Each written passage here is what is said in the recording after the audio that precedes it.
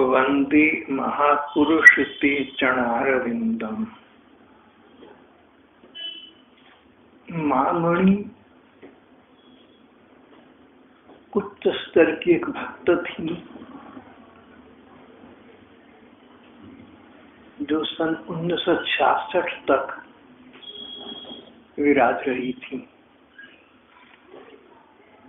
मामणि के पिता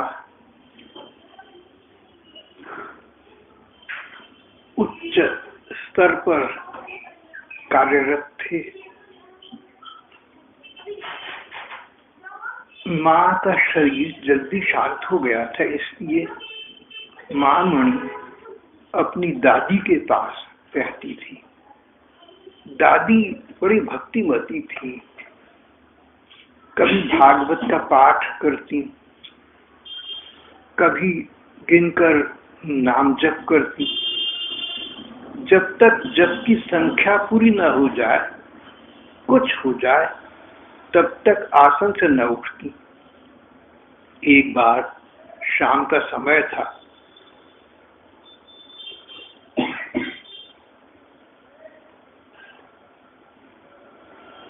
दीपक जलाकर जप कर रही थी। दीपक के पीछे की दीवार पर एक ट्रे टंगी थी। एक फन वाला सांप ट्रे से लिपटकर दीपक से खेलने लगा। जब तक उनके नाम की संख्या पूरी न हुई, तब तक दादी जप बैठी करती रही, हिली नहीं। 84 वर्ष की हो गई, तब जप करते करते उन्होंने शरीर छोड़ा था। ऐसी दादी के संग का प्रभाव मणि माँ पर पड़ना स्वाभाविक था। मामणि गांव के स्कूल में पढ़ती थी। उसका मन पढ़ने में तो लगता था, पर गीता भागवत सुनने में बहुत रुचि रखती थी। दादी के साथ भागवत सुनती। भागवत हमारे जितने धर्म ग्रंथ हैं, बहुत सारी है संख्या में, तो सबका एक ग्रंथ बना दिया गया भागवत। भागवत में भगवान के अवतारों की लीलाएं हैं, भक्तों की कहानियां, कथाएं हैं, और भगवान कृष्ण की जन्म से लेकर संसार त्याग तक की सभी लीलाएं हैं। भागवत की बड़ी महिमा है। दादी भागवत का पाठ करती, गीता का पाठ करती। गीता में भी उनकी सक्रिय रुचि थी। गीता, जब कौरव पांडवों का युद्ध होने लगा, तो अर्जुन को भगवान ने उपदेश दिया था। उस उपदेश को जो भगवान ने अर्जुन को दिया, गीता कहते हैं, भगवत गीता। भगवान ने जो गीत गाया, अर्जुन को सुनाया। गीता का पाठ करती, भागवत का पाठ सुनती, और दादी कभी कभी महाभारत की कथा सुनने जाया करती। मामणि भी महाभारत की कथा सुनती थी। महाभारत कौरव पांडवों का सारा वृत्तांत है। गीता महाभारत का एक अंग है। दादी व्रत करती। मामणि बड़ी निष्ठा के साथ दादी को देखकर स्वयं व्रत करती। बंगाल की परंपरा के अनुसार 10 वर्ष में मामणि का विवाह हो गया।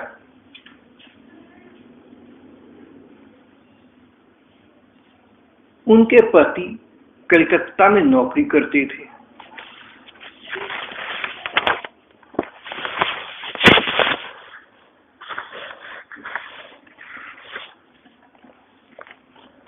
मामणि के पति अच्छे पद पर काम करते थे।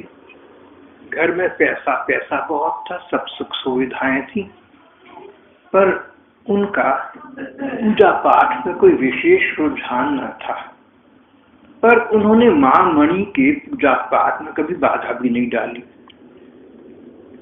बात ये कि जब मामणि की उम्र 30 वर्ष की हो गई, उनके पति उनकी साधना में सहायक थे।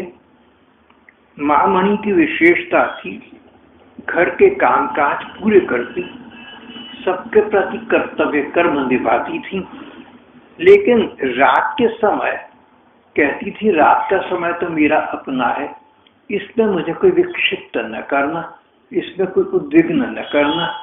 रात के समय भगवान का भजन करूंगी, नाम का जप करती, भगवान के रूप का ध्यान करती, भगवान से प्रार्थना में न जाने क्या क्या कहा करती थी। परिणाम यह हुआ कि सभी को पता चल गया कि रात का समय ये भगवान के भजन में लगाती है, तो घर के लोग, बाहर के कोई भी उनके रात के भजन समय में उनको विक्षिप्त नहीं करते थे, डिस्टर्ब नहीं करते थे। इस प्रकार 30 वर्ष तक माँ मणि की स्थापना चलती रही।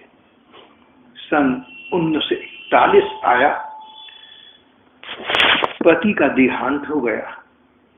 जिस समय मणि माँ अपने पति के निर्जीव शरीर के पास बैठी थी, बहुत सोच रही थी, संसार असार है, कौन आया कौन गया, कौन कब चला गया, कुछ पता नहीं चलता। सदा स्थायी वस्तु तो भगवान का नाम है, संसार तो ऐसा है, अनित्य है। नित्य वस्तु भगवान का स्मरण है। जो व्यक्ति भगवान का स्मरण करेगा उसको न परलोक का भय होगा, न मृत्यु का भय होगा। परलोक में भी भगवान का संग उसे प्राप्त होगा, शांत रह सकेगा। मणि माँ की ये विशेषता रही। इतना भजन किया था उन्होंने, इतनी साधना की थी कि जब पति का देहांत हुआ, मन में कष्ट तो कदाचित हुआ होगा, पर रोना धोना नहीं किया। बोली ठाकुर की इच्छा है जो भगवान करती हैं। सोच रही थी कि अब मुझे क्या करना चाहिए। उस समय ऐसा लगा मानो भगवान का स्वर आया हो। किसी ने कहा तुम्हारी जो भी व्यवस्था है, तुम्हारा जो प्रबंध है मैं करूंगा। भगवान ने माँ मणि को आश्वासन दिया, तू चिंता मत कर, तू तो मेरी हो गई। तेरे पति चले गए, दुख की बात तो है, पर संसार तो कर्मों के चक्र से चल रहा है। पिछले जन्म में न जाने कितने कर्म हुए, कैसे कैसे उनका फल आज मिले, कभी अच्छा कभी बुरा। कर्म फल मिलता रहता है। भगवान ने उनको मानो अपने आवेश में बताया, उनको बताया कि तेरे पति चले गए, पर तेरे पति में जिनकी आत्मा थी, जिनका अंश था, वे परमात्मा तो है। मैं परमात्मा, मैं श्री कृष्ण सदा तेरा साथ दूंगा, तेरा सब प्रबंध करूंगा, तेरी सब व्यवस्था करूंगा, तो चिंता मत करना। माँ मणि के छोटे भाई थे सुधीर वसु। सुधीर वसु कलकत्ता विश्वविद्यालय में प्रोफेसर थे। उनका बड़ा नाम था, यूनेस्को के डिप्टी डायरेक्टर थे।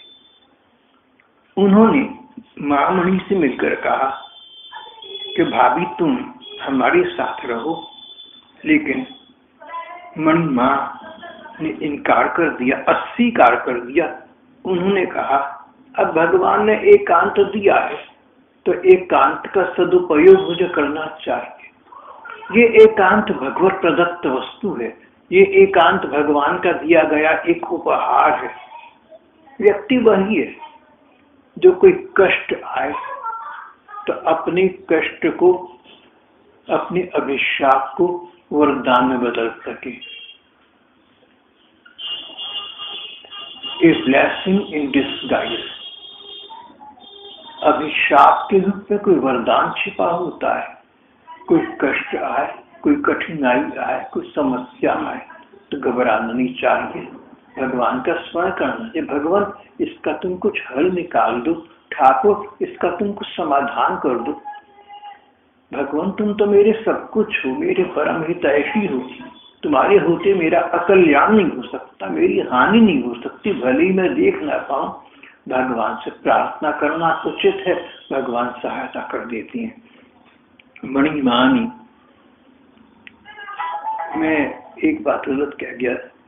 मणि माँ के छोटे भाई थे सुधीर, तो भाई ने कहा कि बहन तुम मेरे साथ चलो। भाभी जी ने कहा बहन मेरे साथ चलो, पर बहन ने कहा अब ठाकुर ने मुझे एकांत में भजन करने का अवसर दिया है और उन्होंने मुझसे आश्वासन वाक्य बोला है, भगवान ने मुझे सांत्वना दी है कि सब तेरा प्रबंध करूंगा।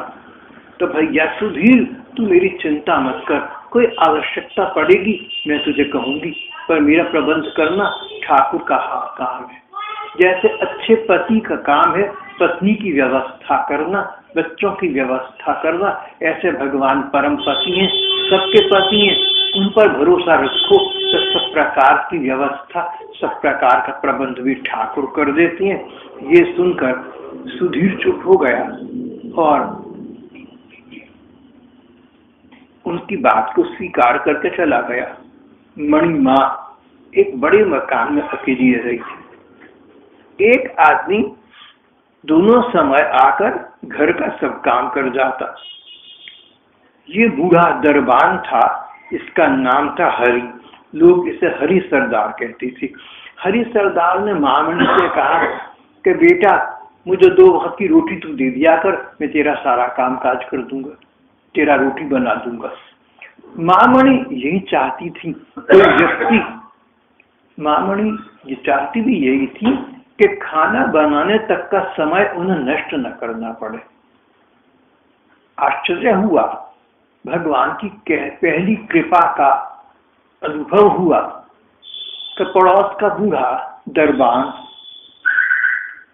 हरि सरदार मां से बोला कि खाना पीना मैं तेरे साथ करूंगा, रसोई तेरी मैं बना दूंगा, तू चिंता मत कर। मां मणि को उसका बड़ा सहारा रहा। कुछ दिन बाद सरदार हरि सरदार बूढ़ा आदमी था, शरीर त्याग कर स्वर्ग से धार गया। अब उन्हें भगवान के अतिरिक्त और किसी का आश्रय न रहा। हरि सरदार बूढ़ा था, कुछ समय तो उसने इनका चलो काट दिया, पर वो चल बसा। मणि माँ ने कहा ठाकुर मेरे हैं, श्री भगवान मेरे हैं, श्री कृष्ण मेरे परम पति हैं, वे सब स्वयं व्यवस्था करेंगे, मैं चिंता क्यों करूं। एक दिन सुबह का समय था, एक ब्राह्मण एक गाड़ी कोयला लेकर आया, लगभग 18 मन कोयला। एक गाड़ी भरकर कोयले की लाया। बोला माँ एक सांवरे रंग का बालक आया था, कहता था आपके घर कोयला पहुंचाना है, आप रख ले। माँ मणि ने कहा मेरे पास तो कोई बालक नहीं है, न मैंने किसे कोयला भिजवाने को कहा। ब्राह्मण बोला मैं ब्राह्मण हूँ, झूठ नहीं बोलूंगा, सच कह रहा हूँ, सच कहता हूँ। आप ये कोयला रख लें, आपके काम आ जाएगा, पैसे दे दें, वापस ले जाने में मेरे मन को कष्ट होगा। माँ मणि ने उस ब्राह्मण पर विश्वास कर लिया। एक अनजान ब्राह्मण पर माँ मणि ने विश्वास कर लिया। सन 1945 के लगभग की ये बात है। उस जमाने में विश्वास था लोगों का एक दूसरे पर, और अविश्वास का कारण प्राय नहीं हुआ करता था, कोई भी किसी का विश्वास कर देता था। अब तो युग धर्म बहुत बदल गया हमारे समय में। अब समय ऐसा आ गया कि किसी का विश्वास करना कई बार तो उचित नहीं होता, ठीक नहीं होता। लेकिन माँ मणि का समय वो था सन 1944-45 का समय, जब लोग आज की तरह नहीं थे। मेरा तो ऐसा विचार है, लोग ईमानदार थे, सच्चे थे, नाता निभाते थे। बोला माँ मैं ब्राह्मण झूठ क्यों बोलूंगा, अच्छा तुम कोयला रख लो, पैसे दे दो, तो बात समाप्त हो गई। माँ मणि ने कोयले वाले को 36 रुपए दे दिए और विदा कर दिया।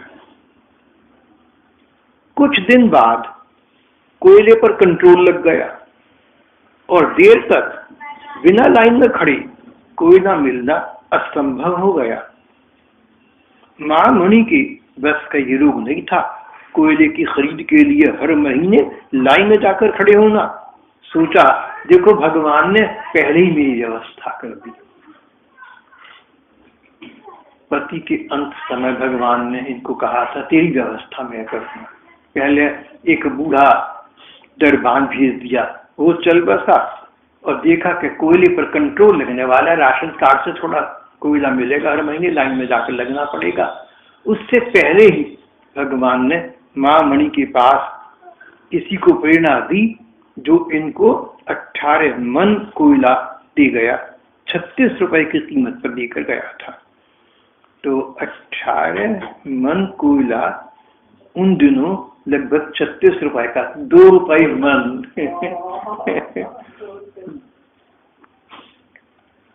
महामणि ने कहा देखो भगवान की कृपा धन्य है। पति शांत हुए। पहली बात उन्होंने हरि सरदार नाम के बूढ़े दरबान को भेज दिया, वो चल बसा।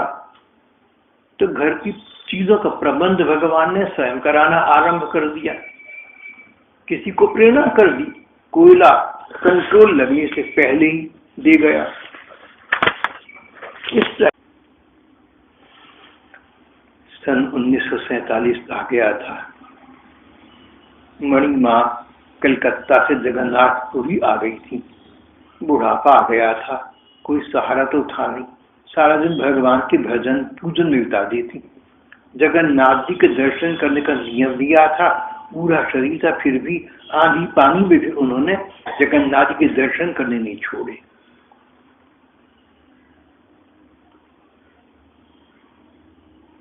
उन्नीस 1946 में उनके मन में वृंदावन जाने की बहुत इच्छा उद्दीप्त हुई,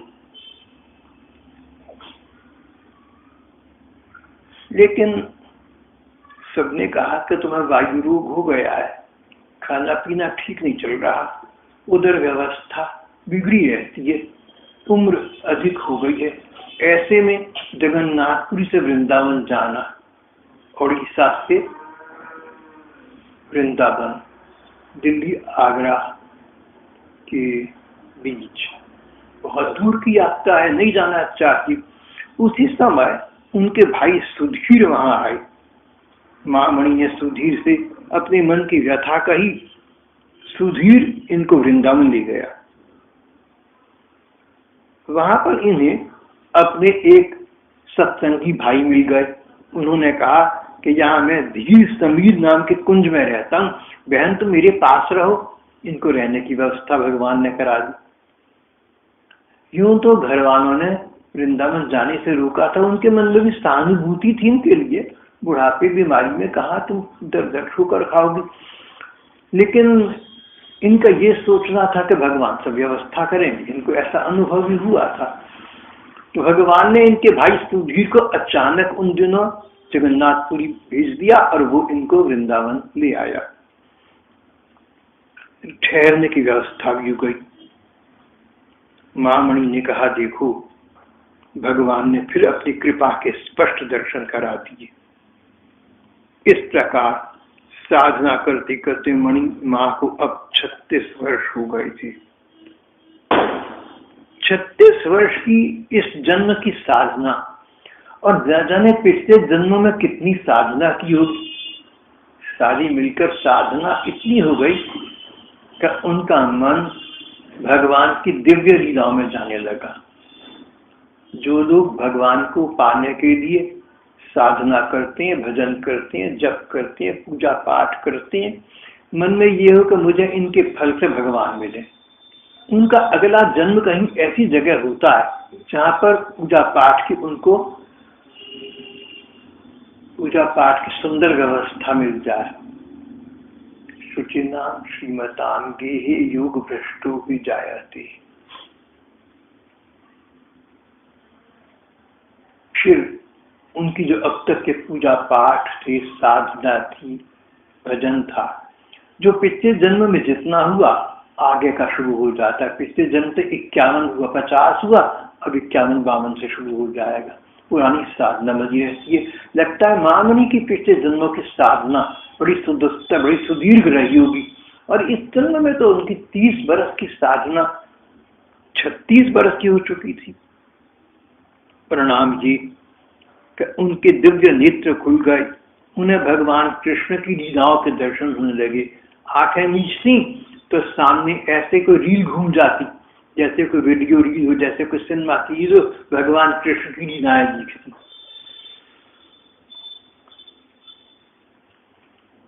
एक आसन पर बैठती थी, उस आसन पर बैठते बैठते वो आसन सिद्ध हो गया। हमारी महात्मा कहते हैं, अगर तुम भगवान की पूजा करते हो, पाठ करते हो, तो जिस जगह बैठते हो अच्छा ये कि वही उसी जगह रोज बैठो। अगर व्यवस्था हो सके तो ऐसी बना लो कि भगवान के सामने किसी चित्र के या ठाकुर जी की मूर्ति के सामने रोज एक स्थान पर बैठो, एक आसन बैठो, एक आसन लगा लो, चौकी पर लगा लो या जहां तुम्हें सुविधा हो वहां लगा लो। अगर तुम एक आसन पर बैठे बैठे रोज नियम से हमने 6 बजे से 7 बजे करनी है, उस टाइम को पक्का रखो। अगर एक आसन पर नियमित भजन करोगे तो अनुभवी महात्मा कहते हैं आसन सिद्ध हो जाता है। उस आसन में नाम जप का, पूजा पाठ का प्रभाव आ जाता है। वो आसन एक प्रकार का चमत्कारी आसन हो जाता है। मणिमा का आसन सिद्ध हो गया था।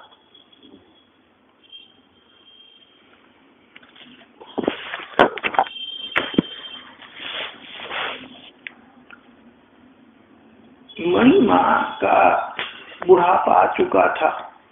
एक स्थान पर उन्होंने लिखा, मैं लिखी पढ़ी बिल्कुल नहीं, बंगला भाषा का ज्ञान भी मुझे बहुत कठिनाई से है।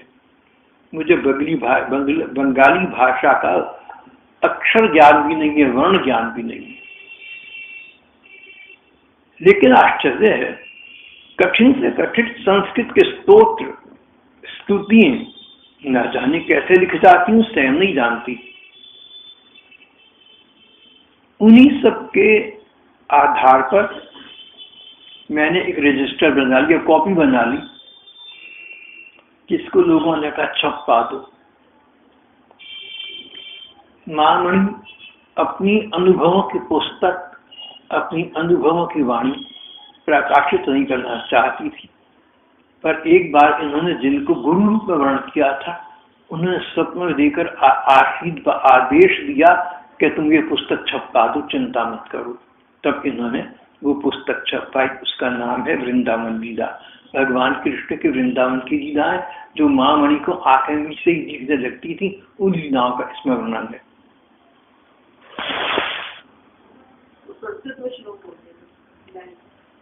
कौन से श्लोक? नहीं, वो कहती है मुझे तो बंगाली अपनी भाषा भी नहीं आती थी, मातृभाषा, लेकिन संस्कृत तक के मैं श्लोक बोलने लगी, श्लोक पढ़ने लगी, स्तोत्र पढ़ने लगी, मुझे आ गए।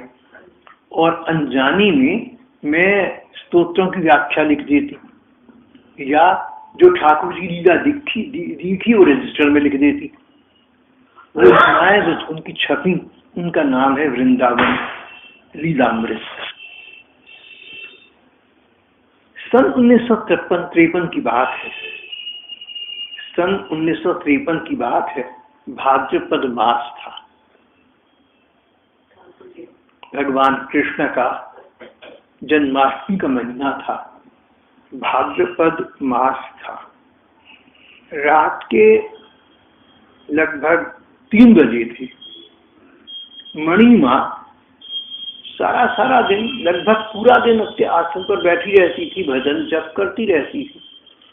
सुबह को 3 बजे मणिमा आसन पर बैठी, नैन निमीलित किए श्री भगवान का ध्यान करने लगी। उसी समय देखा कि कुछ गोपियां सामने वन में विचरण कर रही हैं। भगवान कृष्ण की गोपियां सामने एक जंगल में, एक वन में विचरण करने घूम रही हैं। उनके हृदय में आनंद छा गया। इतना आनंद छाया कि 3 बजे के बाद 9 बजे तक मणिमा ध्यान में बैठी नहीं। इतना आनंद, इतना सुख सुख का समय जल्दी बीत जाता है। महामणि को सुख मिल रहा था।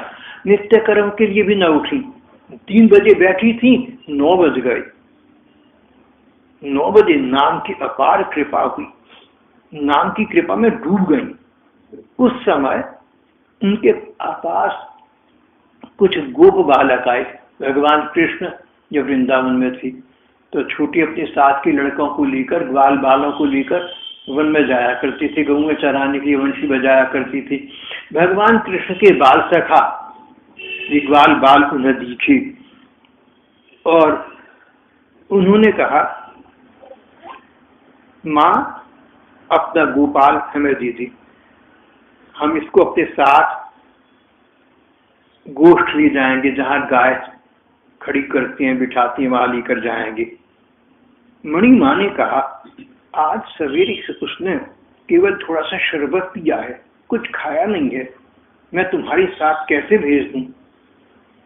ग्वाल बालों ने कहा, माँ चिंता नहीं, यशोदा मैया ने हमारे आंचल में बहुत सा मक्खन बांध दिया है। भगवान कृष्ण की माँ यशोदा, उन्होंने हमें बहुत सा मक्खन दे दिया है, हम गोपाल को खिला देंगे। मणि माँ को लगा कि पता नहीं कौन लड़के हैं, क्या कह रहे हैं। इसको तो गोपाल को तो अभी तक सुबह सब तक कलीवा नहीं कराया, अब तक इसको ब्रेकफास्ट नहीं कराया, तो कैसे भूखा रहेगा। लेकिन गोपाल मणि माँ के गले में बाहें डालकर बोला, माँ जाने दो ना। अपने बाल सखाओं के आकर्षण में श्री कृष्ण ने, गोपाल कृष्ण ने कहा, माँ जाने दो ना। मैंने गोपाल को उनके साथ जाने की अनुमति दे दी। वो उन बाल बाल सखाओं के साथ चला गया। कुछ देर मणि माँ ध्यान मग्न बैठी रही, फिर अवस्था बदली, मनोदशा बदली। देखा, आंखें खोल देखा कि आसन पर बैठी नाम जप कर रही। भावनयन से उन्होंने भगवान की ये लीला देखी थी।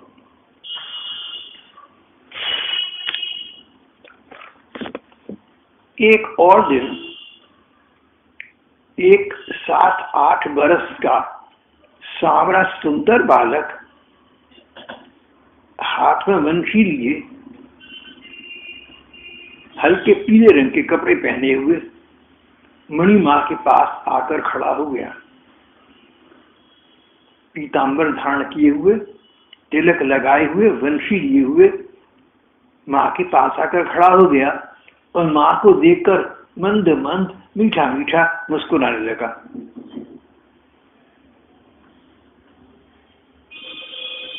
मैंने, मणि माँ कहती हैं, उस पुस्तक में लिखा है, मैंने उससे पूछा, यहाँ कहीं बना बनाया प्रसाद मिल सकता है? प्रसाद खाना मिल सकता है, ठाकुर जी को भोग लगा हुआ, यहाँ कहीं बना बनाया प्रसाद मिल सकता है? उसने कहा, क्यों नहीं, खूब मिलेगा, खूब मिलेगा। ऐसा बोला वो बालक। 8 वर्ष का होगा, 7 वर्ष का। दोपहर में मंदिर का एक पुजारी आया, बोला, आप गोविंद जी का प्रसाद देंगी? मैंने कहा, हाँ लूंगी। वह प्रसाद दे गया, 5 रोटी और दाल तरकारी। फिर वो पुजारी माँ को रोज ही ठाकुर जी का प्रसाद देता रहा। मैं जितने दिन वृंदावन में रही, वही पुजारी बराबर प्रसाद देता रहा। मुझे किसी दिन भी रसोई नहीं बनानी पड़ी, अपने लिए खाना प्रसाद की व्यवस्था नहीं करनी पड़ी। भगवान की कृपा की एक और प्रतीति उन्हें यहाँ हो गई।